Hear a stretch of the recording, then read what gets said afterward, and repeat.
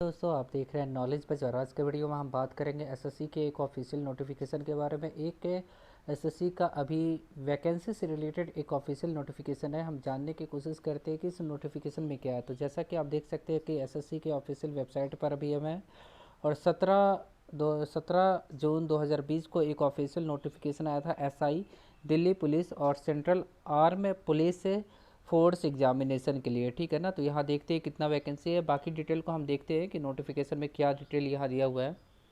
तो शायद ये नोटिफिकेशन अभी डाउनलोड हो गया। अब इस नोटिफिकेशन को हम चेक कर लेते हैं। तो यहाँ देख सकते हैं कि एसएससी का ये ऑफिशियल नोटिफिकेशन और यहाँ पे जो स्टार्टिंग डेट दिया गया है, पोस्ट कौन सा है, एसआई इन दिल्ली पुलिस और सेंट्रल आर्म फोर्स एग्जामिनेशन के लिए। और यहाँ पे जो सबमिशन ऑफ ऑनलाइन अप्लीकेशन है 17/6/2020 और लास्ट डेट है 16/7/2020, मतलब एक महीने का समय आपको मिलेगा। तो ये बहुत ही अच्छा खबर है कि कम से कम नोटिफिकेशन निकलना स्टार्ट हो गया एसएससी की तरफ से। और 20 तारीख को चालान के थ्रू आप पेमेंट कर सकते हैं एप्लीकेशन फ़ी। और एग्ज़ाम का जो डेट दिया गया है यहाँ पे देखिएगा 29/9/2020 से लेके 5/10/2020 तक है। तो ये एक तो बहुत ही अच्छा संकेत है आगे आने वाले गवर्नमेंट एग्ज़ाम के लिए। और यहाँ पे जो कंप्यूटर बेस्ड एग्ज़ाम होगा पेपर 2 का वो 1/3/2021 को होगा। तो यहाँ पे कुछ अपडेट आप लोग को दिख रहा होगा। उसके बाद यहाँ देखिएगा पोस्ट मैंने बता दिया। यहाँ पे स्केल है 35,400। यहाँ पे स्केल है लेवल 6 का जॉब है, तो बहुत ही अच्छा पे स्केल यहाँ पे है। और दूसरा अगर देखेंगे एसआई का मैंने बता दिया, एसआई एग्जीक्यूटिव मेल और फीमेल के लिए यहाँ देखिएगा पे स्केल लेवल 6 का ही जॉब है, 35,400 दिया हुआ है। ठीक है। और यहाँ शायद वैकेंसी टेबल के बारे में बताया गया। तो यहाँ 41 वैकेंसी है टोटल यूआर कैटेगरी के लिए, जिसमें जनरल कैटेगरी का केवल 32 वैकेंसी है। ठीक है। उसके बाद ईडब्ल्यूएस कैटेगरी का 9 वैकेंसी है। तो मैं आप लोग को सजेस्ट करूँगा कि आप लोग ईडब्ल्यूएस से फिल कर सकते हैं। ओबीसी का 6 वैकेंसी है, एससी का 11 वैकेंसी है, एसटी का 15 वैकेंसी है और टोटल यहाँ 73 वैकेंसी है। उसके बाद अगर हम बात करें एसआई एग्जीक्यूटिव इन दिल्ली पुलिस फीमेल के लिए, अभी ऊपर हमने देखा था मेल के लिए, अब फीमेल के लिए अगर हम देखेंगे तो यहाँ टोटल अनरिजर्व के लिए 35 वैकेंसी है, ईडब्ल्यूएस के लिए 8 है, ओबीसी के लिए 17 है और एससी के लिए 12 है, एसटी के लिए 6 है, टोटल यहाँ पे 78 है। तो इसके बाद अगर आप फीमेल कैंडिडेट है तो आपके लिए बहुत अच्छा मौका है, क्योंकि हो सकता है कि आप लोग का कट ऑफ कम जाए। उसके बाद यहाँ देखिएगा SIGD in central arm force है, यहाँ पे वैकेंसी आपको ज़्यादा देखने को मिलेगा। टोटल यहाँ देखिए मेल का CRPF में 421 है, जनरल कैटेगरी से फीमेल का 13 है। उसी तरह BSF में आप लोग देख लीजिएगा 94 है, फीमेल का 5 है। ITBP में देखिएगा मेल 22 है, फीमेल 4 है, general category. CISF male 8, female 2। SSB male 8, female 00। Total यहाँ पे अगर हम वैकेंसी के बारे में बात करें तो 577 वैकेंसी है, जिसमें मेल के लिए 553 है, फीमेल के लिए 24 वैकेंसी है। ईडब्ल्यूएस के लिए 132 है, मेल और फीमेल 5। ओबीसी के लिए देखिएगा 360 वैकेंसी है। उसके बाद फीमेल के लिए 13 वैकेंसी है।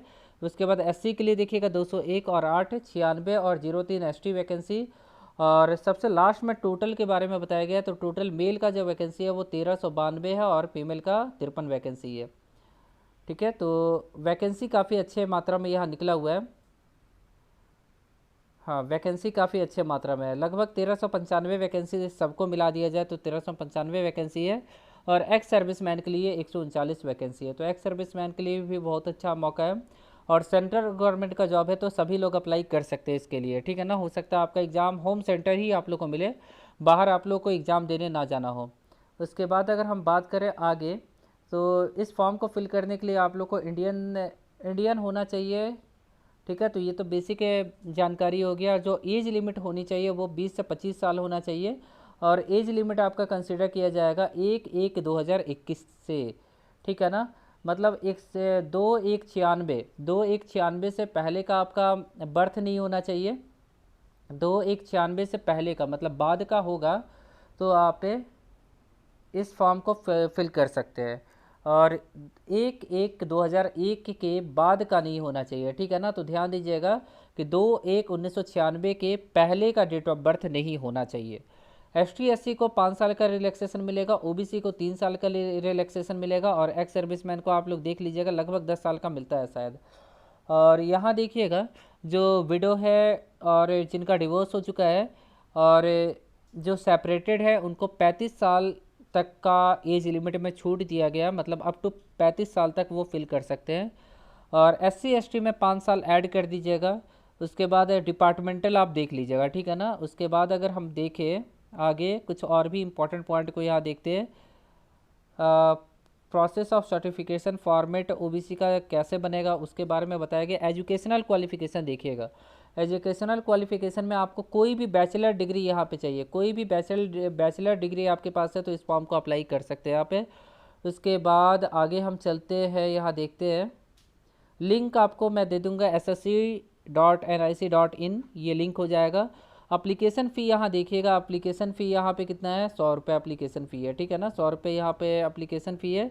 उसके बाद अगर हम बात करें महिलाओं के लिए ये फॉर्म फ्री है, बिल्कुल एक भी पैसा आप लोग को लगेगा नहीं, ठीक है। किसी को कोई प्रॉब्लम होगा तो आप लोग कमेंट करके मुझे बताइएगा, मैं आप लोग को मेल कीजिएगा, मैं आपको लोग को अगर ज़रूरी होगा बहुत ज़्यादा तो मैं आपको अपना नंबर भी दे दूँगा। उसके बाद यहाँ पे एग्ज़ाम सेंटर के बारे में बताया गया है कि अगर रीजन वाइज एग्ज़ाम सेंटर है तो हो सकता है कि आपका एग्ज़ाम सेंटर यहीं पे होगा। सेंट्रल रीजन बिहार और यूपी का है, जिसमें आप देख लीजिए भागलपुर, मुजफ्फरपुर, पटना, आगरा, बरेली, कानपुर, लखनऊ, पहाड़गंज, वाराणसी, ठीक है। नोटिफिकेशन मैं शेयर कर दूंगा तो आपका टेलीग्राम पे ये नोटिफिकेशन आपको देखने को मिल जाएगा, तो आपका जोन आपको मिल जाएगा, ठीक है ना। कुल मिला के आपका जोन आपको मिल जाएगा। मैं केवल आपको जोन बता देता हूँ, जैसे आपको मैंने बताया सेंट्रल रीजन हो जाएगा बिहार और यूपी के लिए, ईस्टर्न रीजन हो जाएगा अंडमान निकोबार, झारखंड, उड़ीसा और सिक्किम, वेस्ट बंगाल के लिए।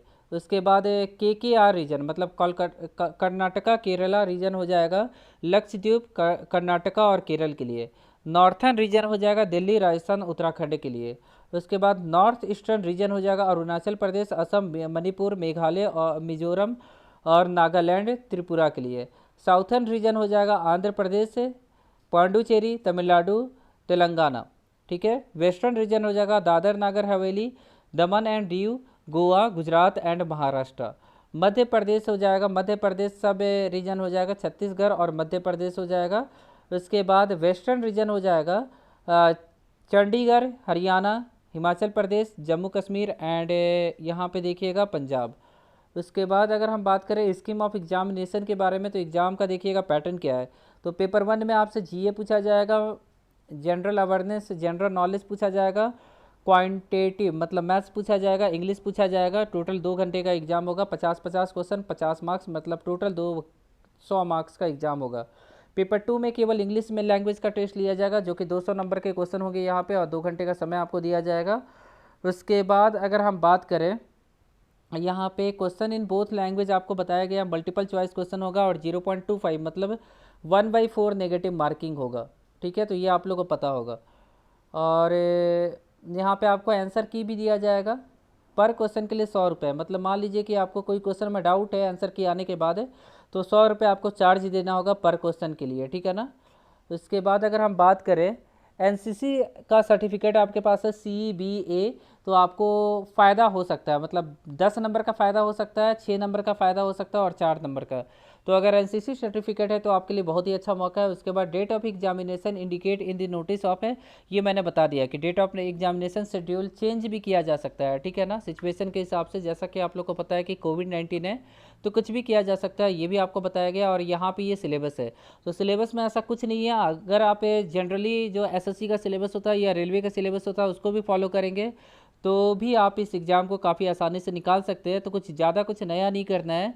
GA का सिलेबस आप देख सकते हैं। मैं कोशिश करूँगा कि आप लोग को SSC का जो है वो कम से कम GA आप लोग को अच्छे से करवा दूँ, मैथ्स रीजनिंग भी करवाने की मैं कोशिश करूँगा, ठीक है। इंग्लिश से जो इंग्लिश लैंग्वेज का जो टेस्ट होगा उसका भी सिलेबस आप देखिएगा। बेसिक राइटिंग स्किल आपके पास होना चाहिए, ठीक है, जिसमें राइटिंग एबिलिटी के बारे में बोला गया है यहाँ पे। पेपर 2 में आप देखिएगा, पेपर 2 में आपसे ग्रामर ये सभी पूछा जाएगा, देखा जाएगा कि ग्रामर कैसा है, राइटिंग स्किल कैसा है। और पेपर 2 का देख लीजिएगा सिलेबस आप लोग। उसके बाद अगर हम बात करें फिजिकल स्टैंडर्ड के बारे में, तो यहाँ पे देखिएगा फिजिकल स्टैंडर्ड में आप लोग स्क्रीनशॉट ले लीजिएगा, जो सिलेबस है उसका स्क्रीनशॉट आप लोग ले लीजिएगा। मैंने यहाँ पॉज कर रोक दिया है कुछ देर के लिए स्क्रीन को, तो आप लोग स्क्रीनशॉट खुद से ही ले लीजिएगा, ठीक है ना। चलिए अब हम देखते हैं यहाँ पे नीचे जो फिजिकल स्टैंडर्ड है वो क्या है। तो अगर आप मेल है तो आपका हाइट कम से कम 70 सेंटीमीटर होना चाहिए, चेस्ट आपका 80 होना चाहिए, और मतलब अगर छाती फुला के देखते हैं तो 85 होना चाहिए। उसके बाद कैंडिडेट हिल एरिया से जो बिलोंग करते हैं वो 165 हाइट होना चाहिए सेंटीमीटर में, लगभग 5 फुट 6-7 इंच के आसपास होगा शायद, मुझे जहाँ तक लगता है, या 5 फुट, हाँ 6 इंच होगा या 8 इंच होगा, ठीक है। और 80 सेंटीमीटर 85 सेंटीमीटर सेम क्राइटेरिया यहाँ भी है। ऑल कैंडिडेट बिलोंग इस शेड्यूल ST 162.5 सेंटीमीटर होना चाहिए, और 77 और 82 होना चाहिए मेल कैंडिडेट के लिए। अब यहाँ देखिएगा फीमेल कैंडिडेट का 157 सेंटीमीटर होना चाहिए। अगर फीमेल कैंडिडेट किसी पिछड़े हुए इलाके से बिलोंग करती है, अलग इलाके से, यहाँ देख लीजिएगा हिल्स एरिया और जगह का नाम दिया हुआ, अगर इन सब जगह से आप बिलोंग करते हैं तो 155 सेंटीमीटर होना चाहिए। ऑल फीमेल कैंडिडेट मगर SC ST से बिलोंग करते हैं तो 154 सेंटीमीटर आपका हाइट होना चाहिए। उसके बाद वेट यहाँ लिखा हुआ है, वेट भी कंसिडर किया जाएगा शायद। फिजिकल देखिएगा PET फॉर ऑल टेस्ट है, 100 मीटर का रेस होगा, 16 सेकंड में आपको 100 मीटर कवर करना है, ठीक है ना। 16 सेकंड में तो इसके लिए प्रैक्टिस चाहिए। 1.6 किलोमीटर 6.5 मिनट में आपको कवर करना। लॉन्ग जंप आपको 3.65 मीटर इन 3 चांस आपको दिया जाएगा, ठीक है। उसके बाद हाई जंप 1.2 मीटर इन 3 चांस है, और शॉर्ट पुट दिया जाएगा 4.5 मीटर इन 3 चांस। उसके बाद फीमेल कैंडिडेट के लिए 100 मीटर 18 सेकंड में, ठीक है, 2 सेकंड आप लोग को ज़्यादा मिलेगा। 800 मीटर इन 4 मिनट। लॉन्ग जंप है 2.7 मीटर इन 3 चांस। हाई जंप है 0.9 मीटर इन 3 चांस। उसके बाद आज सेल मिनिमम देखिएगा। उसके बाद अगर हम बात करें कुछ इंपॉर्टेंट पॉइंट यहाँ देखते हैं मेडिकल एग्जामिनेशन के बारे में। यहाँ मेडिकल एग्जामिनेशन बहुत ज़्यादा हार्ड नहीं होता है। आई साइड के बारे में यहाँ क्या लिखा हुआ है, मिनिमम ये near vision should be N6 होना चाहिए एंड N9, ज़्यादा से ज़्यादा द मिनिमम डिस्टेंस विजन 6/6 होना चाहिए और 6/9 होना चाहिए, मतलब A2 मेडिकल कंडीशन यहाँ पे होना चाहिए। अब देख सकते हैं दोस्तों यहाँ मोड ऑफ सिलेक्शन के बारे में लिखा हुआ। तो जैसा कि आप लोग को पता है कि mode of selection written exam होगा, उसके बाद पेपर 1 पेपर 2 दोनों में क्वालिफाई करना होगा। उसके बाद आपका मेडिकल होगा, और मेडिकल से पहले आपका फिजिकल टेस्ट होगा, तभी आपका सिलेक्शन होगा। तो मोड ऑफ सिलेक्शन में कुछ ज़्यादा कुछ नहीं है। NCC का सर्टिफिकेट है तो आपको फ़ायदा हो सकता है। पोस्ट का प्रेफरेंस आप दे सकते हैं, सभी पोस्ट के लिए आप अप्लाई कर सकते हैं, जिसमें अगर SI का पोस्ट देते हैं तो A आपको देना होगा, प्रेफरेंस है। SI बॉर्डर सिक्योरिटी फोर्स के लिए अप्लाई करते हैं तो B देना होगा। तो इस तरह देख सकते हैं पोस्ट का प्रेफरेंस यहाँ दिया हुआ है, ठीक है ना। तो इस क्रम में आप पोस्ट का प्रेफरेंस दे सकते हैं, किसी भी क्रम में दे सकते हैं, जो भी आपको पोस्ट अच्छा लगता होगा उसको आप पहले या बाद में रख सकते हैं। उसके बाद अगर हम बात करें तो यहाँ पे कुछ और इम्पोर्टेंट पॉइंट्स तो नहीं बचता है। अगर कोई डाउट होगा आप लोगों को तो मुझसे कमेंट करके आप लोग पूछिएगा। अगर ये वीडियो आप लोग को अच्छा लगा हो तो वीडियो को प्लीज़ लाइक करके हमें सपोर्ट कीजिएगा। चैनल पर नए होंगे तो चैनल को प्लीज़ सब्सक्राइब करके हमें सपोर्ट कीजिएगा। आशा करता हूँ कि आज का दिन आप लोग का काफ़ी अच्छा रहे। अगले वीडियो में फिर से मिलते हैं। Thank you.